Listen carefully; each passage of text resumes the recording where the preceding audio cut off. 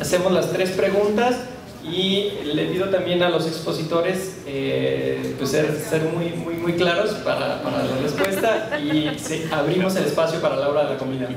Padre, adelante. Con la doctora española, ¿verdad? Y especialmente con el doctor, no estoy de acuerdo que esta problemática de los niños sea una crisis administrativa.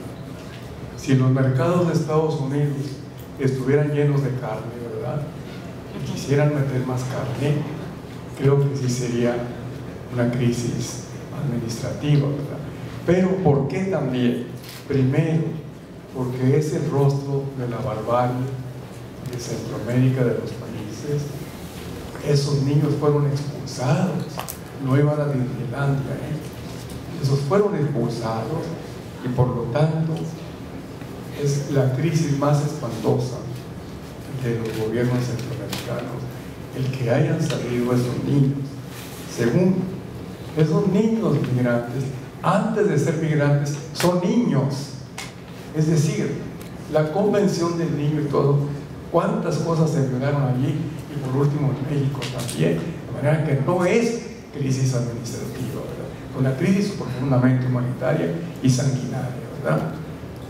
Porque además allí también hubo reacciones xenofóbicas espantosas.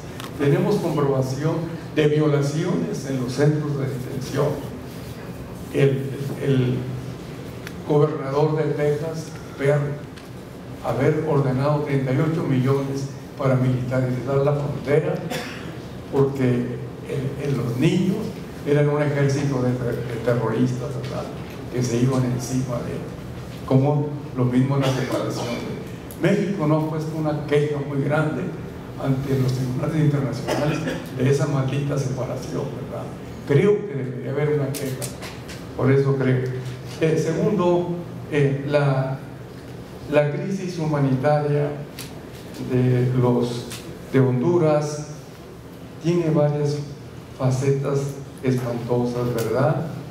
La insensibilidad es una crisis de Estado, de estructura de Honduras, la falta de humanismo tremenda. No les vale madre la migración, ¿verdad? Mire, el presidente de Guatemala, Berger, fue a Monterrey. Estamos a 1 hora y 4 de Saltillo y teníamos muchos guatemaltecos. Cuando fue a Monterrey, le pedimos 5 minutos para que fuera a ver a los guatemaltecos. Dijo que no, que él había ido a ver al Potrillo, el hijo de Vicente Fernández, al concierto. A eso había ido a Monterrey, ¿verdad? El embajador de Guatemala, cuando la matanza de los 72, le dije, no va a ir usted allá a San Fernando. Le dijo, no, está muy lejos. Entonces, vea usted que hay de veras una ignorancia criminal o una insensibilidad criminal para un cinismo estructural de los gobiernos. Y tercero, creo que hay que incluir en su presentación la historia de las masacres, la imposibilidad de devolver los cuerpos, la identidad de los cuerpos. Eso también está marcando Honduras en este momento. Gracias. Gracias. ¿Alguien más?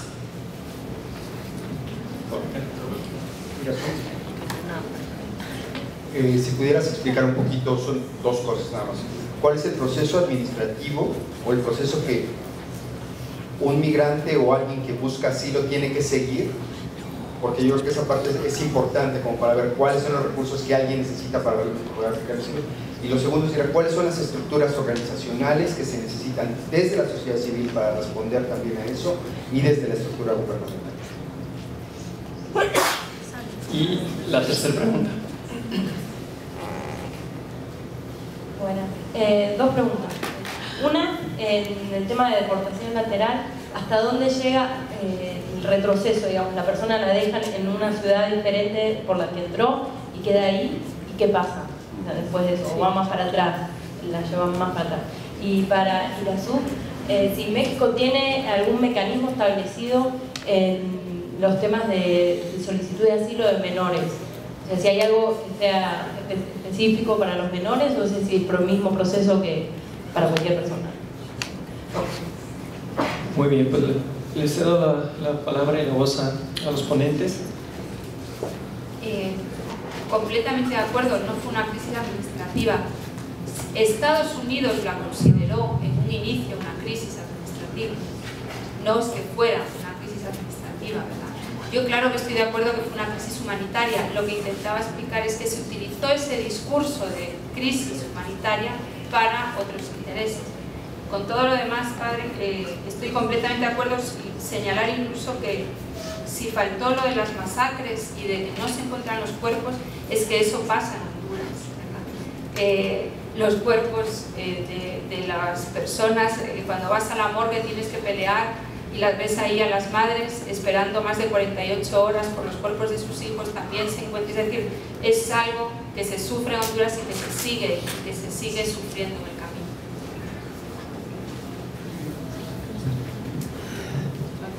Bueno, de manera muy rápida, porque será el tema para la reunión CANA.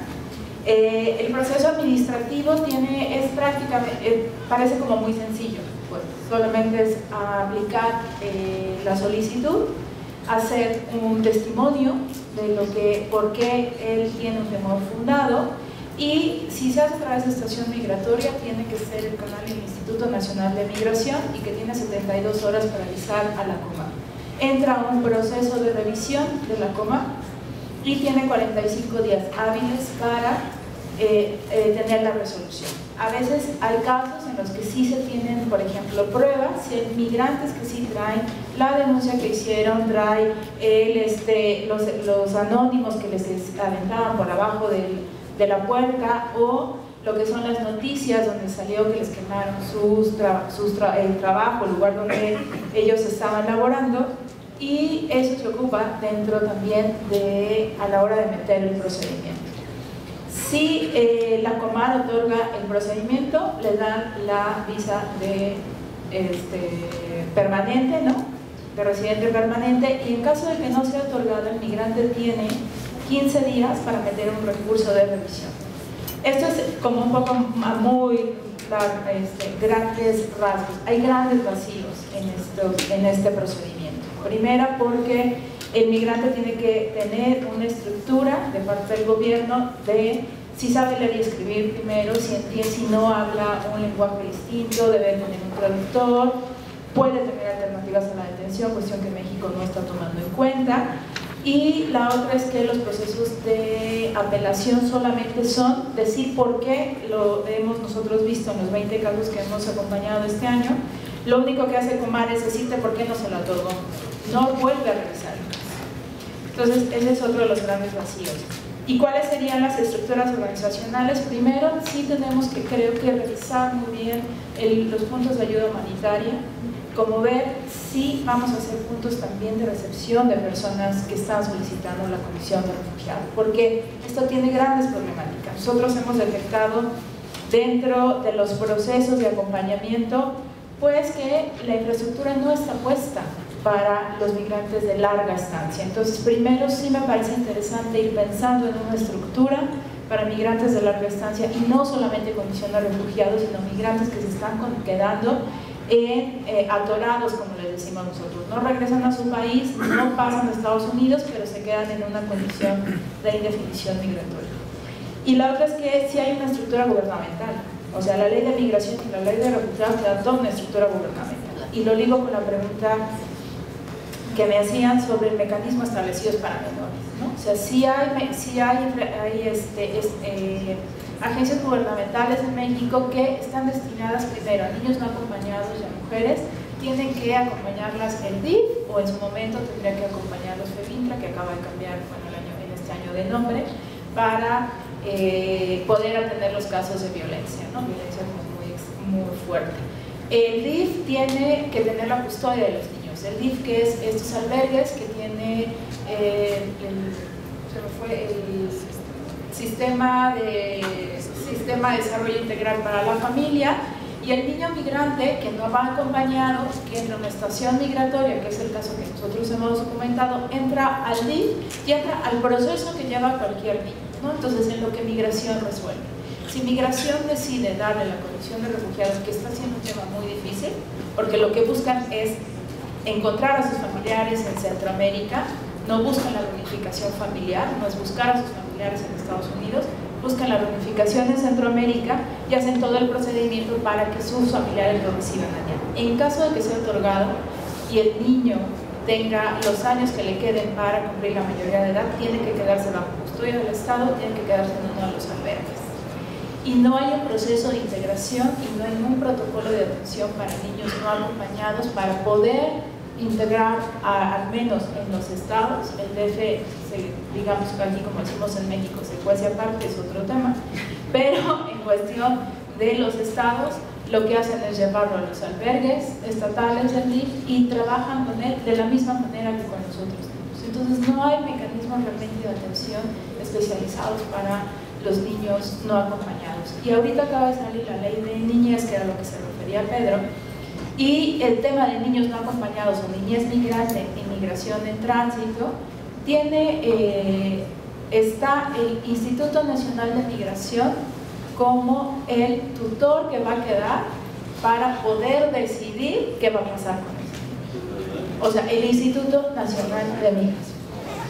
Entonces, te la dejo ahí, luego lo hablaremos porque eso me parece sumamente grave. Se trató de tirar ese apartado y no fue posible dentro del grupo de política migratoria. Pues muy bien,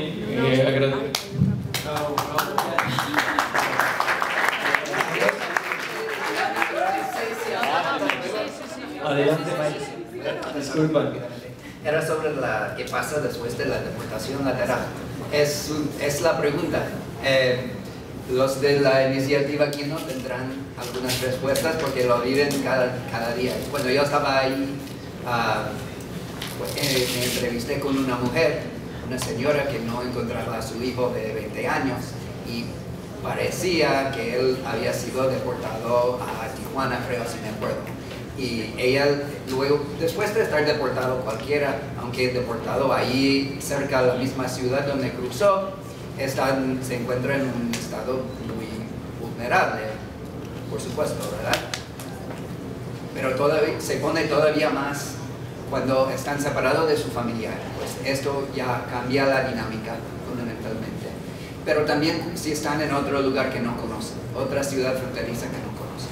Otro paso de esta investigación, que ya he coleccionado los datos pero no logré ponerlos juntos, es ver cómo es la relación con las tasas de violencia en los municipios fronterizos donde están mandando a estas personas. Más allá de esto, pues, es una tarea de investigación complicada, difícil, pero también es un trabajo que están haciendo todos los días. Desde las casas de migrantes, personas como los de la iniciativa Aquino, y ellos tienen anécdotas o historias y testimonios que ven todos los días. Siempre el problema, y siempre regreso a esto, es que a veces convencer al congresista hace falta más que una anécdota. Siempre dicen, pues son anécdotas, pueden encontrar cualquier historia triste, pero necesitamos los datos, así que pues yo coincido contigo con lo que estabas diciendo en cuanto a las encuestas. De todas formas los utilizo porque he encontrado que son eficaces por lo menos para eso. Y lo dejo ahí por mi parte y comemos, ¿no? Muy bien, les agradecemos y les hago extensivo.